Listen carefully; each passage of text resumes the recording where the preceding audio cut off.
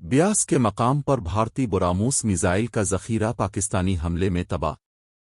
کیا واقعی وہاں سے ایٹمی ریڈی ایشن خارج ہو رہی ہے؟ آئیے جانتے ہیں حقیقت۔ براموس بھارت اور روس کا مشترکہ تیار کردہ ایک سپر سونک میزائل جو آواز سے 3 گنا رفتار سے پرواز کرتا ہے۔ اس کی خاص بات یہ ہے کہ یہ ایٹمی وار ہیڈ بھی لے جا سکتا ہے۔ پاکستانی افواج نے بیاس میں موجود اس کے ایک اہم ڈپو کو نشانہ بنایا۔ میزائل بیٹریوں سے پاکستان پر حملے کی کوشش کی گئی، جس کا فوراً جواب دیا گیا۔ واقعے کے بعد سوشل میڈیا پر خبریں پھیل گئیں کہ بیاس میں ریڈی ایشن محسوس کی جا رہی ہے۔ مقامی حکام نے پہلے 3 کلومیٹر اور پھر 5 کلومیٹر تک کا علاقہ خالی کرنے کا نوٹیفیکیشن جاری کیا۔